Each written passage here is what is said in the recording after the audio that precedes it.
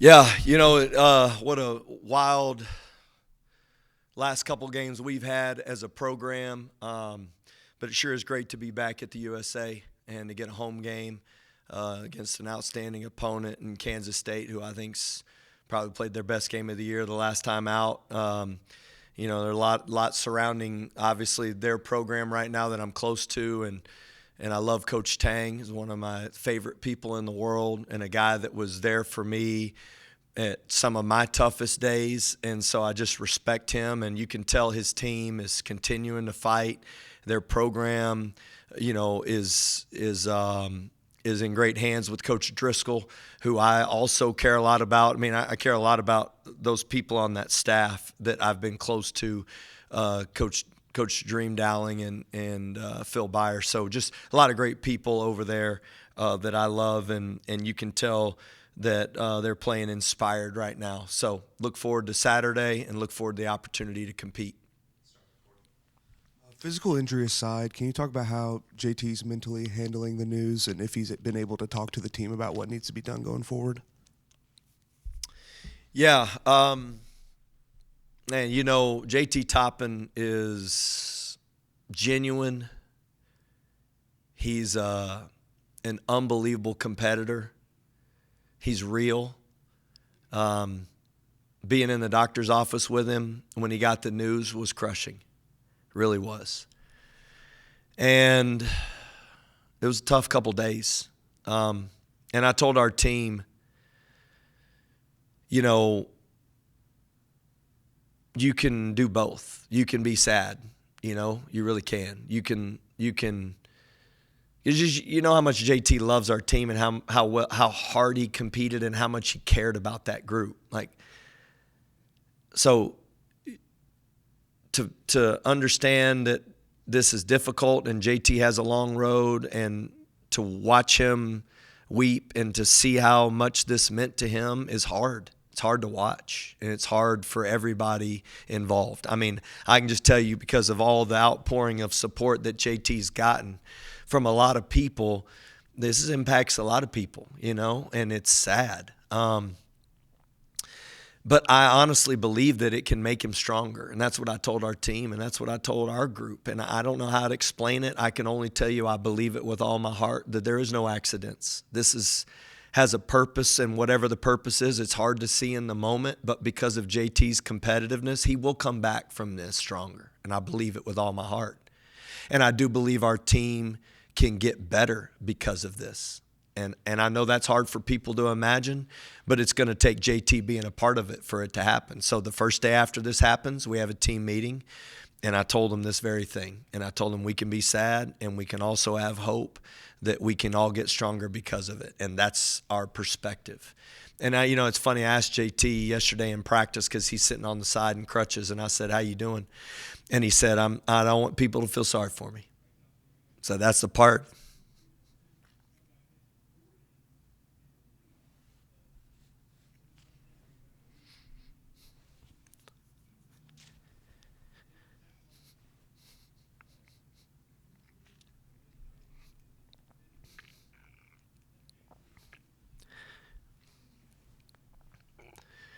That's the part you love about JT, because he just said, "I just want to play with our team," you know.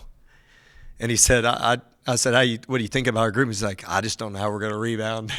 I love that about him, because he's genuine. He doesn't hold anything back. He's like, if you talk to JT and you know him, you know how much he's grown since he's been here, but he's authentic to who he is, and he will tell you the truth. And he's like, "I just don't know how we're going to rebound." I'm like, "I'm with you, man." I mean, and that's the one thing that I know our group can do. We can grow in those areas. We've always improved, and I'm excited to see what comes of this, because the joy comes in the morning. And there's a lot of mourning, but there's also a lot of hope in this. And even for JT, there's a lot of hope that he'll get better because of this. And so that's what we're choosing to do.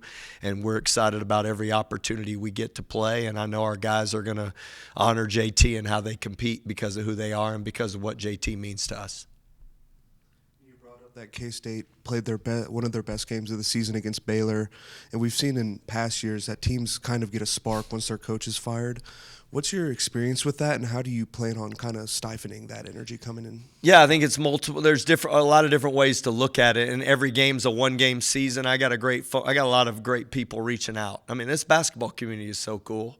Just the outpouring of support that you get in difficult times of people that know. And I had some great advice from a few people that said, you got to go into it trying to figure out a way to win every game. It's one game. And so you can't make it more than that. You can't look at the difficulty associated with where you're at. You got to look at the possibility of how you can improve and what you got to do to put yourself in position to win one game. And so K-State played inspired, and I hope we do the same. And I hope it's a great basketball game and that both teams play great, and that'll make us better either way.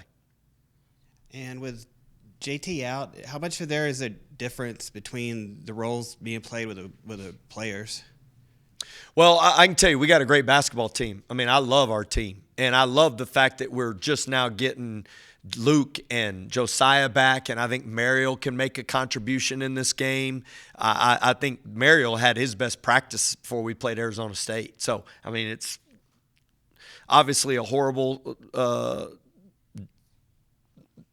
really difficult situation, but the guys that we have, we're just going to have to play together. I mean, what happened probably quicker with JT and the scoring and the offense is going to take a little bit more time. We're going to have to be more patient. We're going to have to make a simpler play. We're going to have to be in attack mode. It's going to take everybody. I mean, Christian Anderson's going to be the leader of this group, and he's going to have to continue to – I told him, like, what's going to be important now, everybody's going to think, I got to be able to do all these things. Yes. I mean, we're going to have some guys step up, but it's not going to be much different than what we've done.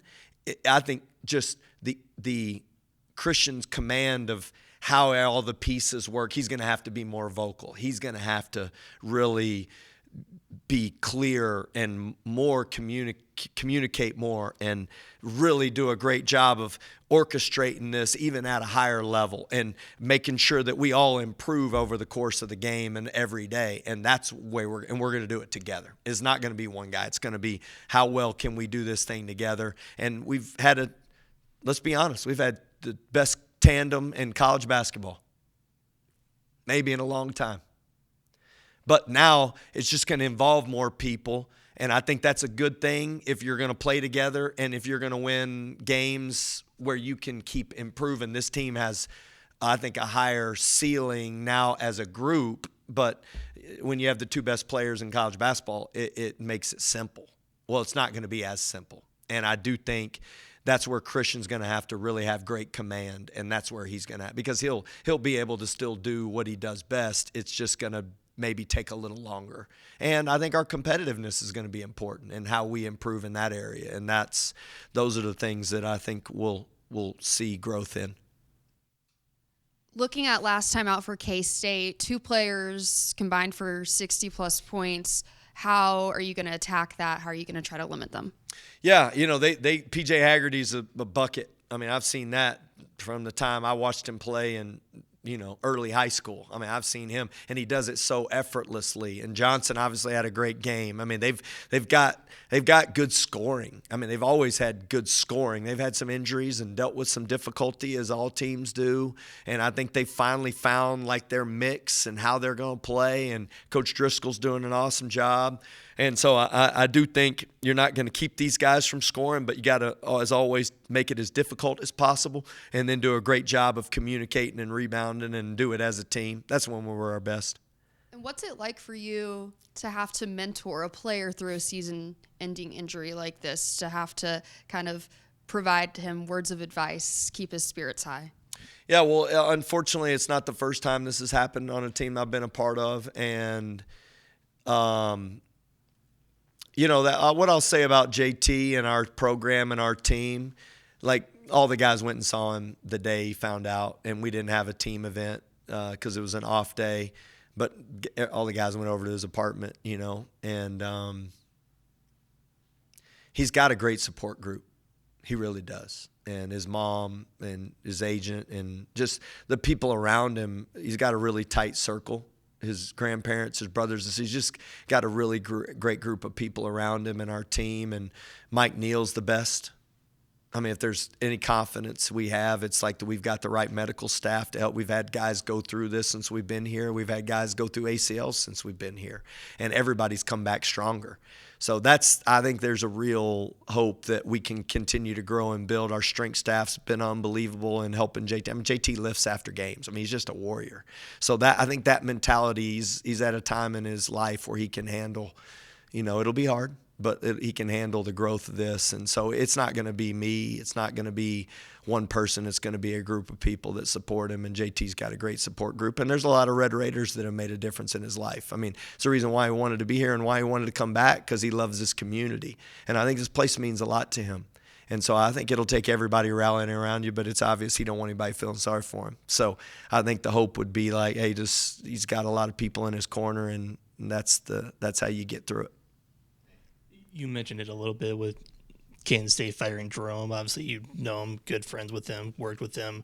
How, just kind of taking your current predicament inside, do you think that kind of speaks to the pressure of a coach and a program to be consistent and achieve at a high level? Because he went to an Elite Eight, you've done it too, and he only got 2.5 years after that. Do you think that kind of correlates to the whole thing? Well, I think everybody has their own difficult circumstances in their program. And I mean, it's hard for anybody to speak about. I'll tell you, my heart for this is that we just love these guys every day in a real way. And we do try to help them grow. And I know that was what Coach Tang was about, So whether the wins and losses happen and how you put your program together, I mean, you can debate anything you want till you're blue in the face about how everything should be done. And I'll tell you that I trust Coach Tang with all my heart, and I think he's phenomenal. And I just think he's an awesome husband, father, friend, and those are the things that matter to me, And as it pertains to our program and how you handle the pressures of this, I think it's so important that you just have people that you trust every day, honestly. And people are like, well, this is against you and this is against you. And honestly, what you do is you take all the squeeze of however everybody feels it, whether it's public, whether it's media, whether it's administration, whatever it is, and you be as honest as you can in every scenario, but with a hope and belief that you can get where you want to get. That's my heart for this. And I think that's the way that we're going to approach it, and that's what I see our guys respond to the best. And that's where everybody feels pressure. I'm telling you, all of our guys feel pressure. Because now the better they play, the more things they get. Where it used to be there's scholarships, but you know what I mean? You had NBA implications, but it wasn't immediate implications after the season. And I do think I do think that you have to be grounded in things that give you a greater purpose than just the result of how you play and the result of the outcome of your performance and the team's performance. And I think how you love people unconditionally and how you live your life holding people accountable to a standard that you believe in and do it every day and put people around our guys and our staff. I love our staff. I think it's the best staff in the country that has the same heart. Then I think you live with the result no matter what it is. And that's how I think you handle this. And I think Coach Tang is one of the best at it in the country. Obviously, it proven in that he took a team to the Elite Eight. And whether the rest of it works out that way, you control what you control. Replacing JT's rebounding, but a lot of it too is this team is so designed about spacing out around him so he can operate in the paint. What is kind of the adjustment going there? Do you try to maybe ask Christian to get a little bit more penetration to the rim? Do you just have different ways of doing it now?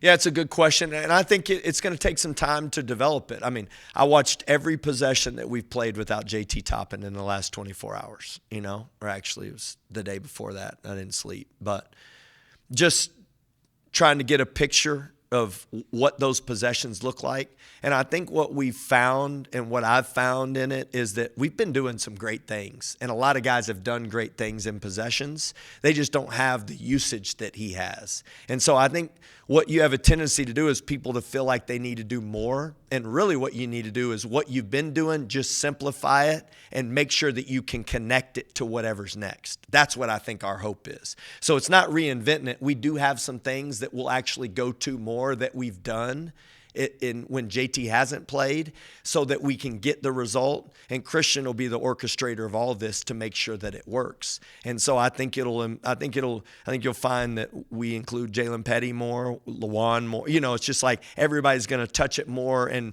Jalen got great experience. I think creating opportunities for Donovan Atwell is going to be important. It's like, how do you do that? But really, how do you do it simply where people don't feel like they have to do more? That when it doesn't work, how do you connect to the next action? That's where my focus is going to be, is how do you play after the play that makes people feel like you can put pressure on the basket? Because we got great players, man. I mean, JT's unbelievable. He's an All-American, and I think he's Player of the Year in the Big 12. So missing that I think it's just going to take us more time in the possession and we've got to connect that without turning the ball over and taking bad shots. That's the way we're going to do it. Now, but you were in the position where you kind of had your full rotation before this. Now, are you going to be? Does it kind of go back to maybe tightening the leash a little bit again to make sure you got the right guys there, or do you have to loosen it a little bit to give guys chances to make mistakes and figure it out as you go? Yeah, my heart's going to be, let's hold people account. Good question. My heart is with the way we've got this now. I'm going to play Mariel and I'm going to put those guys in the game. And it's going to be tied to let's keep the energy and effort and enthusiasm and competitiveness where we need it for physicality purposes. And let's keep people learning and let's keep coaching them. And let's start this process of maybe redefining some simpler roles with this group, but have it based on effort and accountability. And let's get back to that. Because we were trying to keep kind of some pieces on the floor, and I think it'll be, let's give some people opportunity to get better, and let's hold everybody accountable to the energy that we need to play with and the competitiveness and playing the right way.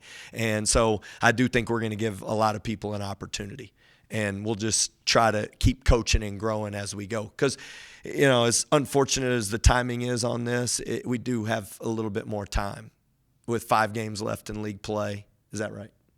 And then, conference tournament plus whatever plus you get after that. So, we're guaranteed 6 games. So 6 games is a month. How do you get better in a month? And I think this team can grow and keep getting better, but we're going to use everybody early and play more like with accountability and try to help people grow. Awesome. Great to see y'all.